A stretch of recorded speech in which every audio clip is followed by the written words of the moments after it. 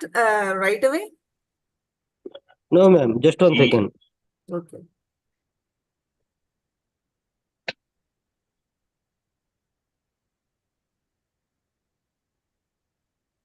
We can start, ma'am.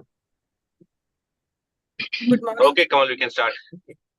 Good morning, friends. So today we'll be discussing about the principles of renal replacement therapy.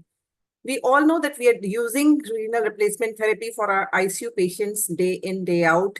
Almost more than 50% of our patients, they do require renal replacement therapy at some point of time during the hospital admissions who have AKI. So before we start with renal replacement therapy, there are certain principles we should be aware about, since that is what is going to affect what we are going to achieve. So renal replacement therapy, we all know that it's a therapy that replaces the normal blood filtering function of the kidneys and being used very commonly in the chronic kidney disease patients, but in last 2 decades or more than that, now it is a day-to-day therapy in our ICU patients also. So the modalities available are the routine hemodialysis, which we'll be talking about in detail, the peritoneal dialysis, which is usually used for as a domiciliary therapy for the being an ambulatory dialysis, and the renal transplantation. That too is a modality of renal replacement therapy. So when we talk about the renal replacement therapy being used in AKI, we can have the continuous therapies or the intermittent therapies, which you all are already aware of. In the continuous therapies comes the peritoneal dialysis, wherein the therapy is delivered continuously through an intraperitoneal solution and carried out throughout the day. Then we have the routinely used chronic renal replacement and the continuous renal replacement therapy, which is delivered over 24 hours per day and based upon the mechanisms of the solute removal. It can be a continuous veno-venous hemo filtration, hemodialysis, or a combination of hemodiafiltration. And the intermittent therapies, the routinely conventional hemodialysis, which we term as intermittent hemodialysis, and being performed for sessions of 3 to 6 hours, maybe varying from alternate day therapy to twice a week or even more frequently. And then we have the hybrid therapies, that is the prolonged intermittent renal replacement therapy, or what we routinely term as a slow, low efficiency dialysis, wherein the duration of treatment is longer than the intermittent hemodialysis, and the sessions vary from 6 to 12 hours and sometimes extending up to 16 hours or longer. And these sessions, they can be performed daily or alternate day or more frequently. So the indications of therapy, we know that they can be the absolute indications or the relative indications, and more recently, the non-renal indications, which are more commonly used in our ICU population, have come up. And the principles will decide that what we are going to achieve. So when we talk about the goals of renal replacement therapy, we talk about that primarily we want to remove the waste products. We have to restore the acid-base balance. We have to correct the electrolyte abnormalities, the hemodynamic stabilization. The fluid balance has to be maintained. We can use renal replacement therapy for nutritional support and removal or the modulation of the septic mediators. So what these all goals, when we have in a patient mind while going for the renal replacement therapy in our patients. So how these goals are going to differ? That is basically based upon the principles we are going to use in our the therapy. So when we talk about the principles of renal replacement therapy, we have few things in mind, because these are going, as I've already stressed upon, that these are going to affect the solutes removed or what we are going to achieve. So we need to have a good vascular access. What is required? The crux of renal replacement therapy is the semi-permeable membrane we are going to use, that is the dialysate membrane. Then the transport mechanisms being used, what solutes we are going to remove, how we are going to do it. The dialysate and the replacement fluids, yes, they do affect the outcomes of renal replacement, since the concentration of the dialysate solutions or the replacement fluids, they'll affect the ultimate outcomes. and the anticoagulation. That also forms an important part of the renal replacement therapy. So we'll be discussing all these one by one. So coming to the vascular access initially, we all know that veno-venous renal replacement therapy requires a double lumen catheter, usually placed in a central vein, having two ports. This is the red one is the access port and the blue one is the return port. And this is for the blood inflow and this is the outflow port. So almost because we can use single lumen catheters, but double lumen catheters are preferred. If we are going in for single lumen catheter, we'll have to put in two ports, again, one as an inflow port and the other one as an outflow port. So catheters usually are made up of polyurethane or silicone, but catheter size is very important. We need to have a broad gauge, 12 to 16 French catheter size. Good flow is crucial since this will prevent the stasis of blood in the circuit and clotting of filter. What should be the characteristics of the catheter? It should be stiff enough such that the collapse doesn't occur when we apply the high negative pressures, but it should be soft enough to prevent the kinking. Then the surface volume ratio should be as high as possible because we want to achieve a good flow, and the catheters should be preferably having a straight conformation. Angular conformations should be avoided. They cause lots of blood flow problems. Then another important thing we have to keep in mind when deciding about the vascular access, that the vascular access should be such that it should prevent the recirculation. Because whenever we are dialyzing, some of the dialyzed blood flowing comes back into the same RRT circuit. And when this happens, then the RRT loses its efficiency. So to prevent this recirculation, what should be done? The distal tip of the catheter, it should be in a high flow area where there is high blood flow area. So it should not be touching the wall of the vessel or like that. And there should be always the conformation of the catheter should be such that there's a 2 to 3 centimeter gap between the access and the return holes, which usually is there in almost all the good catheters available in the market. And we should always avoid the lumen reversal when we there happens some problems, some issues in the blood flow. Sometimes the technician, what he'll do is he'll reverse the lumen. So that should be actually avoided because that will prevent the recirculation. Then another consideration is where to site the central venous catheter. We all know usually internal jugular vein, subclavian vein, and femoral veins are the most common sites being used for dialysis catheter placements. But the preferred one should be the right internal jugular vein, having the straightest course, and therein we achieve the best blood flows. Right. The other sites have their own advantages, disadvantages. I think we all are aware of, but the preferred one is the right internal jugular vein. Then we come to the filters of the membranes used, because any semi-permeable membrane, it forms the basis of all the blood purification techniques we are using, because therein through a semi-permeable membranes, water and some solutes will pass through, while some of the blood components, the cellular components and some solutes, they'll remain behind. So this is the principle of the semi-permeable membrane. We know that it allows some solutes to pass through and does not allow some. So the membranes can be either cellulose-derived or synthetic polymers, but most commonly used filters are the synthetic filters made up of polysulfone or polyamide. They're more suitable for the renal replacement therapies, especially for the CRRTs. So these membranes should have the higher flux membranes. They should be more biocompatible. And usual surface area of these membranes, the commonly available membranes in the market is from 0.6 to 1.2 meters square, and a pore size that allows the passage of molecules up to 50,000 Daltons. We all must remember that anything which is larger than the 50,000 Dalton size, the molecular weight is larger than 50,000 Daltons, that is never cleared from the renal replacement therapy. So the dialysis doesn't clear those particles. Sometimes we do talk about the bioartificial kidney with human tubular cell lining. So that might be a future, but at this point of time, we are nowhere going to discuss the bioartificial kidney. So there are certain characteristics I told you that which will affect the solute removal.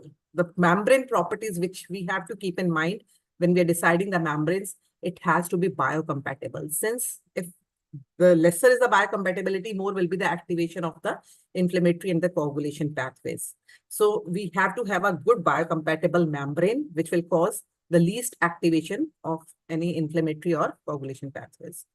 Then these membranes should be high flux membranes. That means high flux is basically the flux is the permeability of the membrane. So higher is the permeability, the better solute removal will be there. And usually the high flux membranes have larger pores, allowing more water and solute to move across. Then these membranes should also have a highly adsorptive surface, because larger solutes, they adhere to the surface of the membrane, and that can aid in the removal of these solutes. So especially the inflammatory mediators, which we'll be talking about, they are sort of medium and large sized molecules, which are better absorbed and then removed. Then the thinner the membrane is, we all understand, the greater is the passage of the solutes. So the thin membranes should be preferred, and larger is the surface area. Again, more is the area available for diffusion or the ultrafiltration occurring across the membranes. So all these characteristics of the membranes, the biocompatibility, the high flux, the good adsorptive capacity, thin membranes, and a larger surface area are required. So then the most important component, when we talk about the principles of renal replacement therapy, what always comes into mind is what is the mechanism of the solute removal. And this forms, I think, the most important component of the renal replacement therapy. So there are basically two principles which we routinely use. When we talk about the principles, that is diffusion and the convection. So discussing about this diffusion, we have been talking about about this mechanism since, I think, 7th, 8th standards, wherein we always know that diffusion is nothing but movement of solutes along the concentration gradient from a higher concentration to a lower concentration area. So here the molecules are more concentrated, so they're diffusing to a lower concentration area such that there is equalization of the solute concentration. So this clearance, it is responsible only for small molecules. Only the small molecules, they are cleared efficiently by diffusion. And the concentration gradient is very important. So this is where the blood and the dialysate components will matter. The higher the concentration of the solutes is there in the blood, like when we talk about any patient who is an AKI patient, will have higher creatinine, higher urea, and they will be better cleared by diffusion, because they are small molecules and the dialysate has very low concentrations of creatinine and urea, so they are better cleared by diffusion. All these small molecules, in the small molecules usually included are the urea, creatinine, and the electrolytes, the sodium, potassium, calcium.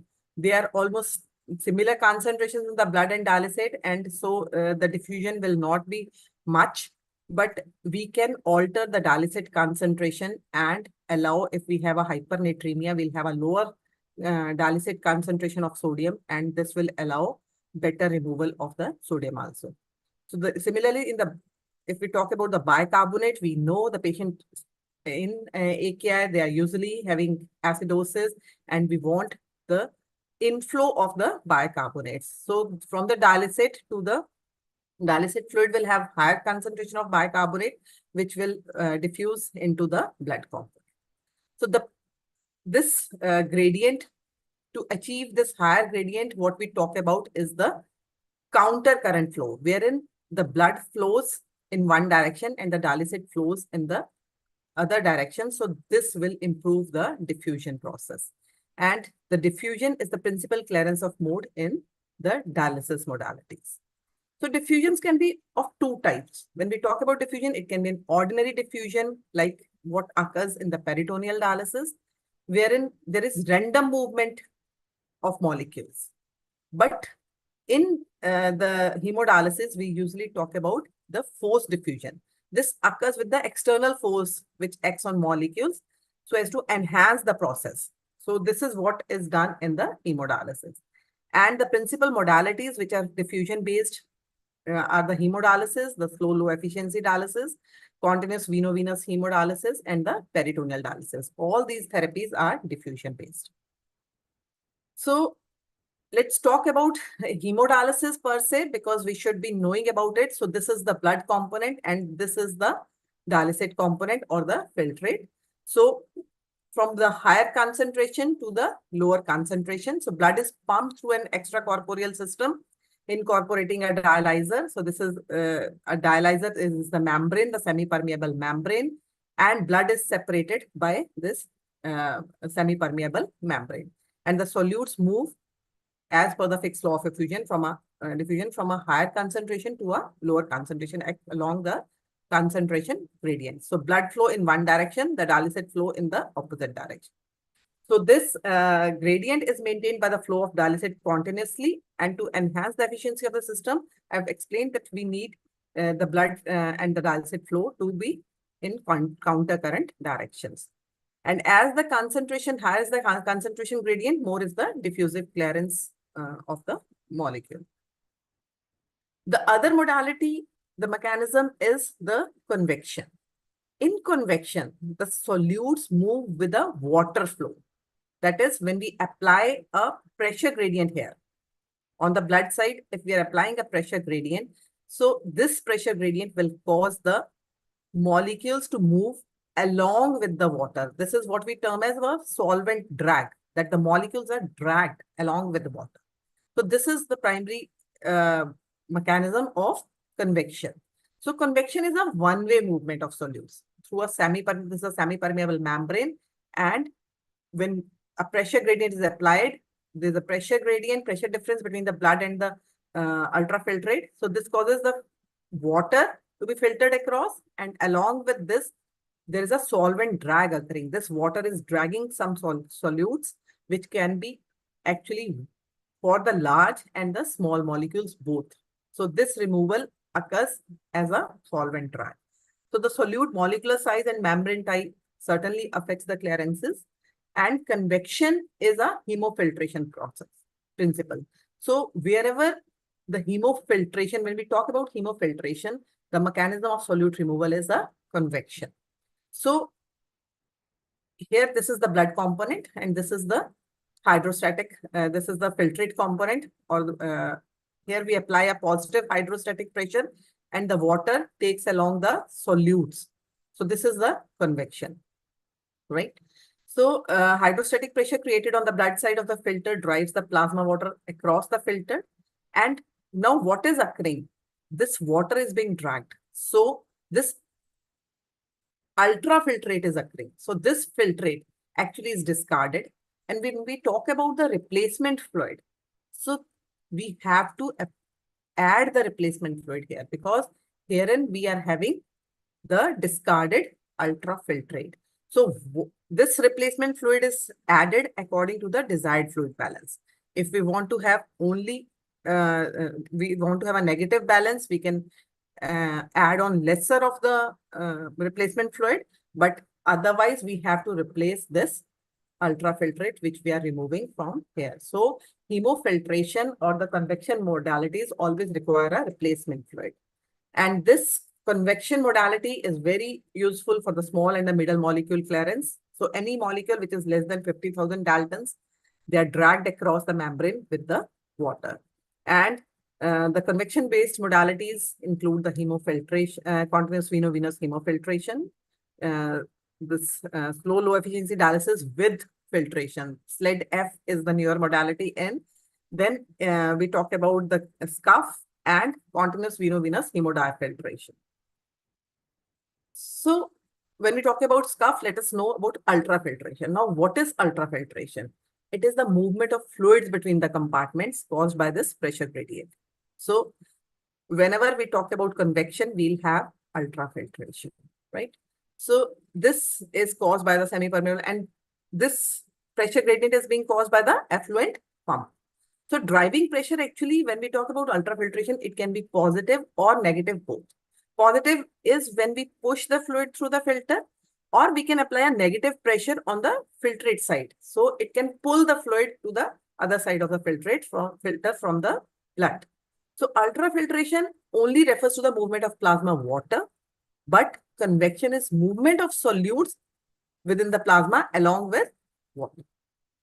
So how does ultrafiltration occurs? So positive pressure is generated on the blood side. Usually it is a positive pressure ultrafiltration, and a negative pressure on the fluid side. So this pressure gradient, the positive to the negative gradient, this influences the movement of blood from the blood component to the fluid side. So there is occurring net removal of the fluid. And this ultrafiltrate will actually depend upon the pressure gradient. So whatever pressure is applied to the filter inside and outside the fibers, so that is going to control the ultrafiltrate rate. And always along with this ultrafiltration, minimal solute clearance that does happen. Hemodiafiltration is a combination of both filtration and dialysis. So both the mechanisms, that is the diffusion and the convection, play a role. So useful for clearance of, increasing the clearance of small solutes. Because when we talk about the small solutes, the diffusion occurs from higher to low concentration, but as the concentration of the solute being removed, it decreases in the blood. So the diffusive clearance will decrease. So this is a method wherein we can increase the clearance of the small solutes by combining the convection with the diffusion.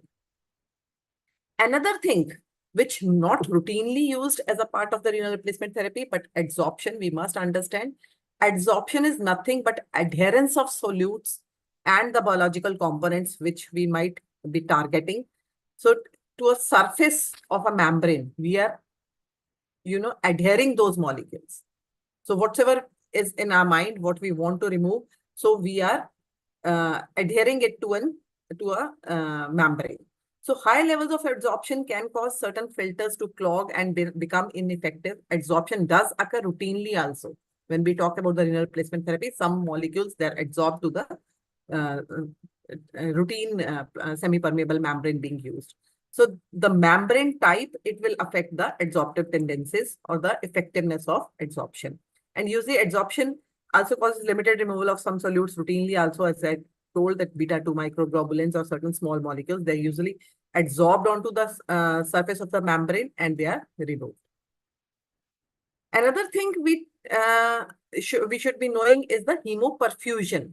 So hemoperfusion is an extracorporeal treatment that passes patient's blood through a filter that is impregnated with an absorptive substance. For example, we talk about charcoal hemoperfusion, wherein we are targeting certain toxins. So this is able to bind certain toxins in the bloodstream. The toxins get bound to this filter and is removed from the blood, right? So the routinely toxins which are removed by renal replacement therapy, not only about, I'm not talking about specifically about hemoperfusion, but the features of a dialyzable toxin, we must know that the molecule should be small. Smaller is the molecule, better it will be removed by the renal replacement. It should be highly water soluble because primary transport medium for removal of any substance in renal replacement therapy is water. So higher is the water solubility, more is the dialyzable molecule. The volume of distribution should be small and there should be large unbound free fraction of the drug available. So any drug which is lesser protein bound, so more will be the more will be the dialyzable capacity of the molecule. So smaller molecular size, higher water solubility, small volume of distribution, and large free fraction. So that all will lead on to better removal of the toxins. So when we talk about the toxins, we should know that lithium, methanol, all the alcohols, ethylene glycol, salicylates, barbiturates, metformin, they all are removed by the renal replacement therapy at any moment of time. And the drugs, especially we should be knowing the aminoglycosides, metronidazole, the carbapenems we are routinely using, cephalosporins, and most of the penicillins, they are removed while patient is undergoing renal replacement therapy. So these drugs, they do need replacement post dialysis, right? And the other drugs usually are not. This list is actually endless. There's always a separate section on the renal replacement therapy for toxicology, but I just wanted to touch this aspect that we should be knowing what are the features which affect the toxin to be removed by the renal replacement therapy. So finally, we should know this diagram. So what is the molecular size of the molecule that will affect the clearance by a renal replacement therapy? So the smaller molecules, usually less than 500 daltons, they are, I told you, they are the routine electrolytes and urea creatinine, what we usually have deranged in the renal patients with renal issues. So they are all smaller molecules which are easily removed by diffusion. So for the small, if we are targeting smaller molecules, so diffusion will be a better modality for removal of smaller molecules. And for middle molecules usually include the vitamin B12, glucose, although glucose is sometimes considered as a smaller molecule, and certain drugs like vancomycin. So they are the middle molecules where convection is better than diffusion. Both can be used, but convection is a better, wherein the molecular weight is usually less than 5,000 daltons. But for molecules more than 5,000 daltons, up to 50,000 daltons. So they are the larger molecules, and convection is the modality of choice for clearance of such molecules. But always remember, nothing above 50,000 daltons is cleared by the renal replacement therapy.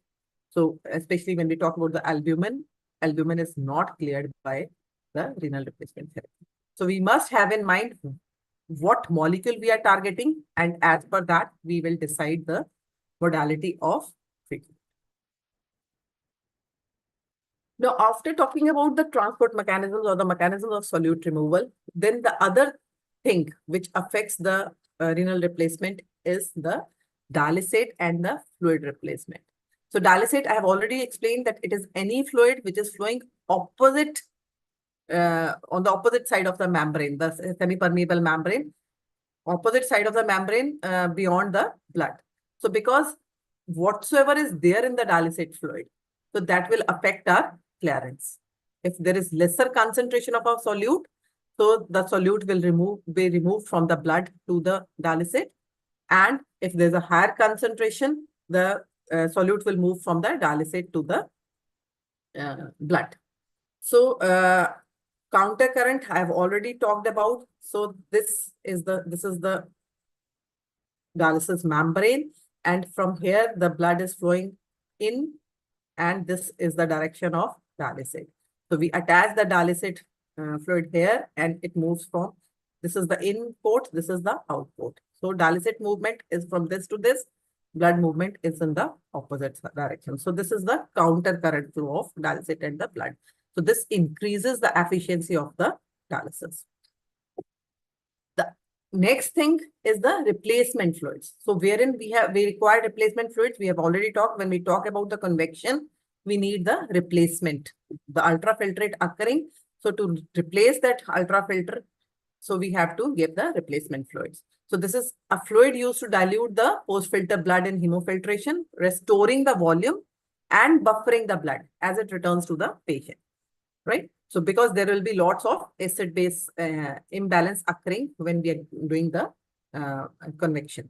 So replacement fluids are nothing. They are the balanced salt solutions with either of the buffers. We'll talk about what are the buffers available, but one of the buffers is added to maintain the neutrality. So actually, none of the studies have suggested that the choice of replacement therapy has an impact on survival or renal recovery. But principally, the choice will depend upon what is the acid-base balance in the patient, what are the electrolyte and divalent ion balance, what is the degree of organ dysfunction. So the different types of replacement fluids available, the buffers are the bicarbonate-based replacement fluids. There can be the lactate-based, citrate-based, or acetate-based. And the most commonly used, the most preferred in critically ill patients is the bicarbonate buffer, which is having more physiologic pH. They have achieve more hemodynamic stability, and they have a reliable buffering capacity. But the problem with bicarbonate buffers is usually that these replacement fluids need to be prepared just prior to use. And then there are available the lactate-based solutions, which are more cheaper, more practical option. But the problem with the lactate-based solutions is that the lactate has to be converted to bicarbonate for its action. So how much conversion is occurring? So this will be affected by the disease issues in our patients. So if the lactate metabolism is not occurring, we'll not achieve the buffering capacity of these solutions. Then acetate-based fluids are actually not preferred because they cause loss of hemodynamic instability. So they are actually out of use these days. The newer thing in is the citrate-based solutions. Because citrate can be used both as a buffer, and we know the citrate as a anticoagulation. So when we need both in the renal replacement therapy, this is the newer thing in.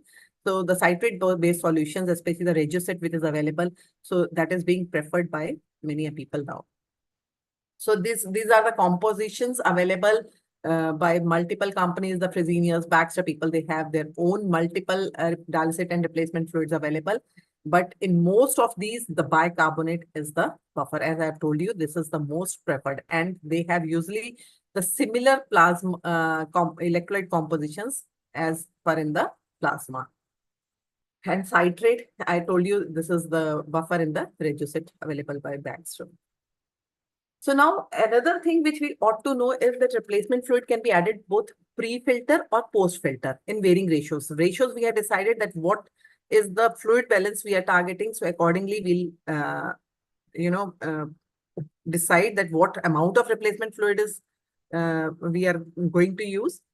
So if we are giving pre-filter, the benefits are that this will achieve, this is the pre-filter. This is the access port. This is the where we are adding the replacement fluid.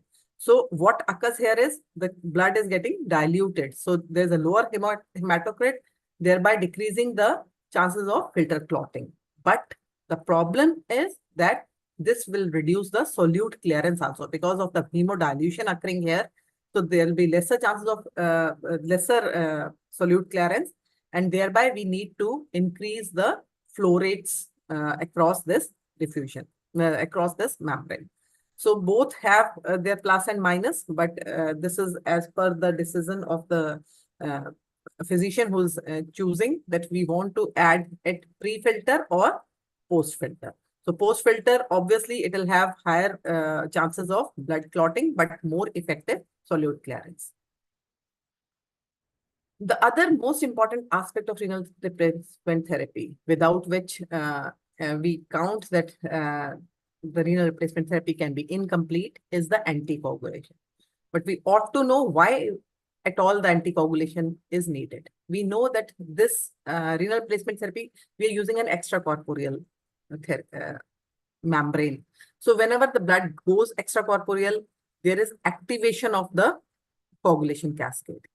Also in renal issues, when we have the acute kidney injury occurring, that also can cause issues in the coagulation cascade. So thereby circuit clotting occurs, and circuit clotting is the most common cause of inadequacy of renal replacement therapy. So we need to preserve the extracorporeal circuit. How we are going to do it? We have to use the anticoagulation. We want to improve the filter efficiency. Obviously, more is the clotting occurring, lesser is the solute removal across the filter. So to maximize the CRRT dose, again, we need the anticoagulation, and to minimize blood loss, because once the circuit clotting occurs, more than around 150 ml of blood is lost at one point of time and with the clotting. So to minimize this blood loss, again, we need the anticoagulation. So what are the options available? We can go in for the systemic anticoagulation, but this will lead to the systemic effects, thereby leading to clinical significant bleeds, and especially for patients who are already prone to coagulopathy. Then the best option is the regional anticoagulation, wherein optimal anticoagulation of the filter without systemic effects. So we add the anticoagulant just prior to the filter, and then reverse the anticoagulant before it enters the blood back into the circulation. So regional anticoagulation, initially regional heparin anticoagulation was also used, but nowadays regional citrate anticoagulation is what is preferred and having the best effects. But what is routinely practiced is no anticoagulation. Absolute no-no for any patient who is going for continuous renal replacement therapy. But yes, if we are going for intermittent hemodialysis and even in SLED, we can go in for no anticoagulation. But even in patients who had impaired coagulation, they are already on anticoagulants for any systemic disease, therein we can go in for no anticoagulation. So there are certain important things when we are not using any anticoagulant. We need to have a good functioning vascular access, because a good blood flow will prevent coagulation. Then we need to prime the circuit with heparinized saline or even with normal saline. We need to reduce the blood viscosity. So intermittently, we'll use the saline flushes from 100 to 200 ml of normal saline is added into the circuit every 30 minutes or might be more frequently. But herein, we need to remember that whatsoever saline flushes we are using, if we are doing the dialysis for, I say, 6 hours. So how much is added, this saline flush? So if we are giving 200 ml in 1 hour, so we are adding around 1200 ml of normal saline. And this must be kept in mind when we are targeting the ultrafiltrate. So we have to increase the ultrafiltration accordingly as per the saline flushes being used. Then we can, pre-dilution is another thing that we dilute, and then that also leads on to lesser of the blood clotting. We need to have higher blood flow rates, and there should be reduction in the blood-air contact. So we need to de-air nicely because more is the blood-air contact, more are the chances of the clotting occurring. So there are a multitude of anticoagulants available. So we have this ISCCM manual of renal replacement therapy and ECMO in ICU. This is, I think many of you might have gone through it. And in this, this anticoagulation is very nicely covered, and all the anticoagulants have been talked about. So actually, anticoagulation in renal replacement therapy is a talk in itself. So we can talk for more than, a complete session for more than 2 hours. We can talk about the issues in anticoagulation in renal replacement therapy. But yes, I did not want to leave this aspect. So, so the routine modes are no anticoagulation, wherein there will be no bleeding risk, obviously, but a very high risk of increased circuit clotting. So if at all patients have issues with the anticoagulation, so we can avoid anticoagulation. I told you what all measures to take when we plan for no anticoagulation. But the most commonly used anticoagulant is the unfractionated heparin, obviously with the easy availability, easy to use, but increased risk of bleeding. And most importantly, that we can easily reverse unfractionated heparin with protamine. Low molecular weight heparin, actually, it is not very commonly used in acute kidney injury patients, not routinely use anticoagulant in our ICU population. Patients with heparin-induced thrombocytopenia, we can use the thrombin antagonist. But regional citrate anticoagulation, that is the most potential anticoagulation for the patients who are going for continuous renal replacement therapy. But we need to have stringent protocols because this can lead on to hypocalcemia and other issues, even issues in the acid-base balance. So we must be very there. We can have another talk or somewhere later about the anticoagulants in detail. But RCA causes the highest filter patency rates, lowest risk of bleeding, because we are reversing before this citrate we are entering. We are adding when patient just before the filter, and we are reversing it before it enters back into the body. So there is lower risk of bleeding because systemic issues are not there, but rigorous protocols, and because of the potential citrate toxicity and hypocalcemia can occur. So we have to be aware of the RCA protocols. So as of now, we have no perfect anticoagulation. The risk benefits must be weighed, and heparin or citrate anticoagulation are the most commonly used. So the choice of anticoagulation is best decided locally, depending on the patient's disease. What are the available resources? We have the citrate protocols, good enough. We can use the RCA, or we need to have the trained man bar also. So this was one thing. Now we have talked about all the principles, but we must understand that when we talk about the access line, so that access line is equivalent to the renal artery in our patient, and the return line is equivalent to the renal vein. So this hemofilter we have attached here is what is the function of the kidney, and the filtrate line is equivalent to the urethra, and drainage bag is the bladder. So this I found very nice picture on the internet. So I thought we should, have this in mind. This picture we should have in mind when we go in for a renal replacement therapy. So to sum up, the principles are the diffusion, basically for hemodialysis, convection for hemofiltration, combining both in hemodiafiltration. Ultrafiltration happens in almost all therapies, and adsorption also happens in all therapies. We must remember. So just to sum up, so when we talk about the continuous veno-venous hemofiltration, the primary therapeutic goal we have in mind is the solute removal and management of fluid volume, so which we can achieve with the replacement fluid volume. We can adjust that. The primary indications we all know, when especially for larger molecular weight substances. So we are going to use hemofiltration, and the principle used is convection. So this requires substitution solution to drive the convection. We are not using any dialysate solution, and effective at removing both the small and the large molecules.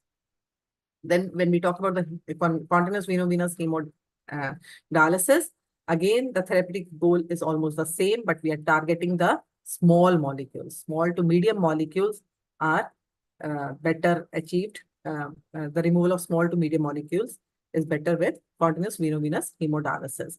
So this uses the principle of diffusion and a dialysate solution, but we do not need a substitution solution here.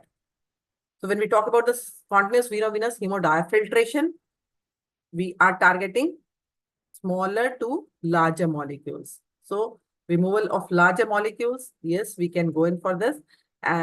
It is a combination of both diffusion and convection, and we require both the dialysate fluid and the substitution fluid. Both are required, right?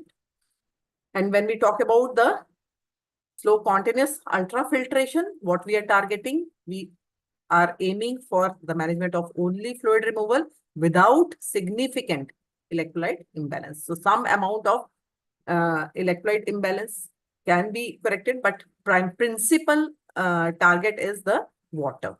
So principal use is ultrafiltration. There is no dialysate solution. The principal use is convection only. So no dialysate, but since we are trying to achieve only the ultrafiltrate, so no substitution solution, no dialysate solution, only fluid removal is effective. So when we understand all the principles, the ultimate thing is that which form of RRT should be using. So no single RRT technique has shown to offer a survival benefit. We must remember, and decision about which technique to use basically will depend upon what we want to remove from the plasma, what is the hemodynamic status of the patient, what are the available resources, what's the clinical expertise of the team who is handling the renal replacement, and the clinical considerations in the patient. So this we have already talked about. If we're targeting small molecules, dialysis or filtration both can be used. For middle molecules, filtration is better. And for larger molecules, only filtration. So cardiovascular status, we all know CRRT is the preferred option, but SLED can also be used with slower blood flow rates. Then the availability of resources, obviously what we are having, what type of machine, what is the manpower. So we need to keep those things in mind, and the clinical experience of the clinician who is starting the renal replacement therapy. So always use a form of RRT that the staff is familiar with, right? So the clinical considerations, the convective modes, especially since the inflammatory mediators, they have the molecular size between 5,000 to 50,000 Daltons. So the convective modes should be preferred for any patient who is in septic shock. CRRT associated with better cerebral perfusion, causing lesser of the surges in the ICP. So patients with acute brain injury, CRRT is better. Even in fulminant hepatic failure, where we have more chances of the cerebral edema occurring. So there again, CRRT is the preferred thing. And by adjusting, we can wherein we want to have the nutrition supplements. So the feeding regimes can be aided by CRRT. And SCUF, obviously, for only for patients who are in fluid overload. So the modalities, again, I have tried to summarize here. When we have the sepsis, acute brain injury, fulminant hepatic failure, offer nutrition management and appropriate fluid management, CRRT should be preferred. For electrolyte management, intermittent, what we are going to use is the diffusion. So intermittent hemodialysis or continuous veno-venous hemodialysis should be preferred.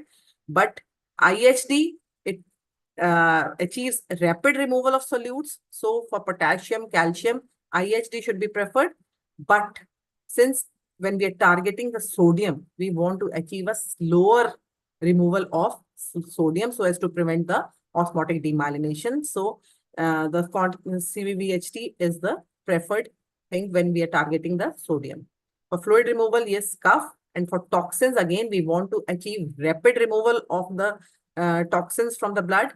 So better removal is by intermittent hemodialysis. So better and rapid removal.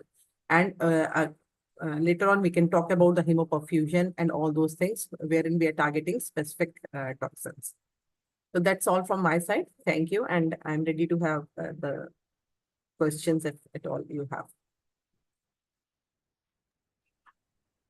Thank you, Kamal, for taking us through the basics of RRT, which I think is extremely crucial. I mean, as intensive care specialists, I think it's something that we should be very familiar with. Most of the time when the patient comes in the night, you're the only person who is there and who has to decide about the initiation of RRT. You should be familiar with what kind of a prescription you have to give. I think that part was something which we didn't discuss in detail because we thought we'll just confine only to the basics of RRT. How to prescribe for renal replacement therapy, what modalities to be used, comparison of different studies. We will have this discussion in some other session. I think we also need to look at the fact that RRT today is something which is not just confined to renal indications. I mean, the indications of extracorporeal interventions is expanding. So that is something that we need to be very familiar with. And I think over a period of time, last many years, lead has become the major form of renal replacement therapy in majority of the intensive care units for the benefit it offers in terms of both hemodynamic stability as well as the convenience. Just a word of caution, be very, very careful when you're looking at a patient who is requiring RRT but also has severe electrolyte abnormalities, especially the extremes of sodium. Potassium is something which can, we can a little here and there is okay. But sodium fluctuations can be very dramatic. So until unless you sit down with the nephrologist and talk to them about sodium profiling in the dialysate concentration, you may have situations where your sodium fluctuations can happen very rapidly. So that is something you should keep in mind. Srinivas is not there. So thank you so much, Kamal. And thank you for for that excellent presentation on the basics of RRT. And if any of you have any questions, please post it in the groups where you have got the flyer. We will get back to you with all the answers. Thank you so much and wish you all a advanced happy Dussehra. Thank you, Dr. Ghanshyam. Thank you for the opportunity. And yes, RRT is so wide that we need to have 1 or 2 days workshop on renal replacement therapy. So there are a lot things to cover, but yes, the principles, because based upon these principles only, we are going to decide what, we are going to achieve. So at the first go, we should know that what principles the RRT is based upon, because many people actually don't know how to decide the modality. So modalities itself is a complete talk, and all aspects of renal replacement therapy must be very clear, because almost every day we are using the RRT in our ICUs. So Kamal, thank you for the opportunity. And we first annual conference on the extracorporeal interventions last year. We will have second edition next year. Right. And All we the will best. see Yes. you there. Thank you so much. Thank Yes. you. I think you were busy, but next edition we would want you to be there. No, last year was a busy day. So sure. Thank you so much. You all a happy Dussehra in advance. Thank you. Thank you.